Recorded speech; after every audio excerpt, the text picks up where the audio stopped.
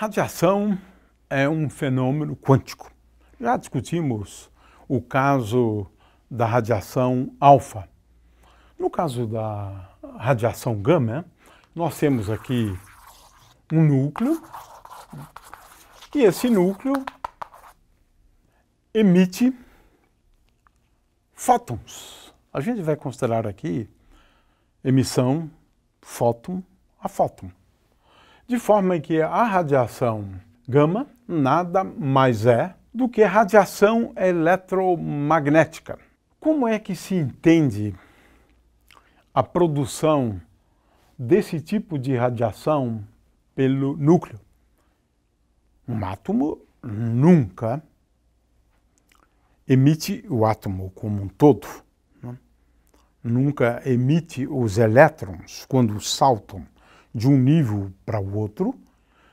Eles não emitem radiação gama.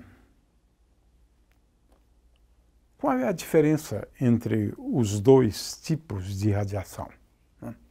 E como é que a gente explica a radiação gama?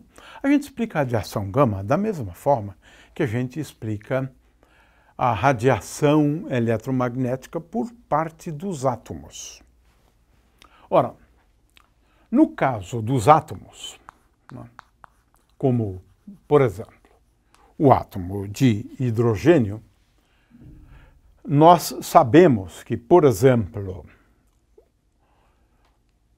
o espectro de energia do átomo de hidrogênio é um espectro discreto.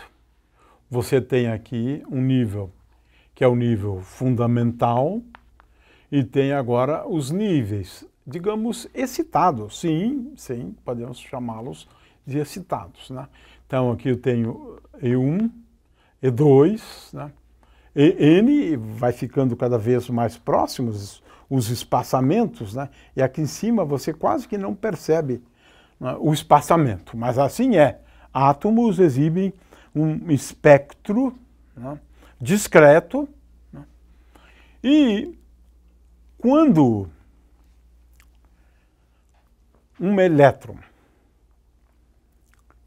faz uma transição desse nível mais alto para um nível mais baixo, ele emite um fóton, né? É isto. Átomo de hidrogênio é isto, né? Ao fazer uma transição de um nível para o outro, os elétrons emitem radiação. Na verdade, os elétrons, cada elétron emite um fóton. A radiação consiste num número grande de fótons. Ora, o núcleo não é diferente, essencialmente, né? Porque no caso de um núcleo, o que temos?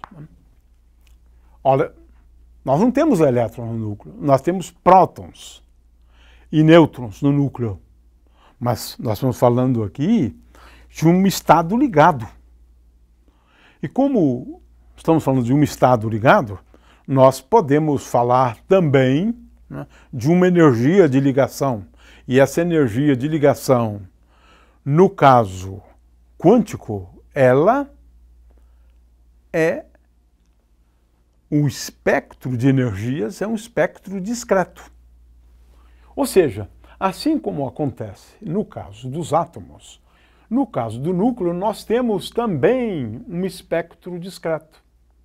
É diferente, não tem nada a ver, né, com esse tipo de espectro aqui, por exemplo, onde energia é igual a menos E0 sobre N ao quadrado, né?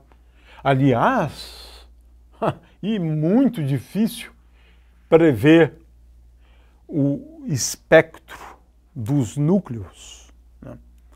Mas apresentamos no texto o espectro de vários núcleos, especialmente de núcleos pesados, né? Ora, o que a gente percebe é que essas energias aqui são milhões de vezes, né, maiores do que no caso dos átomos. No caso dos átomos. O que significa isso? Ah, sim. Aqui também.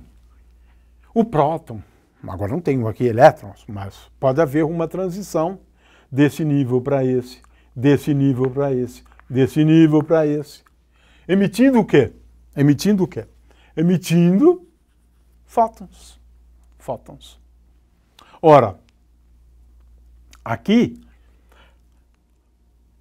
eu posso escrever aqui H-ni, energia do fóton, é igual à diferença de energias, de forma que é igual a E2 menos E1.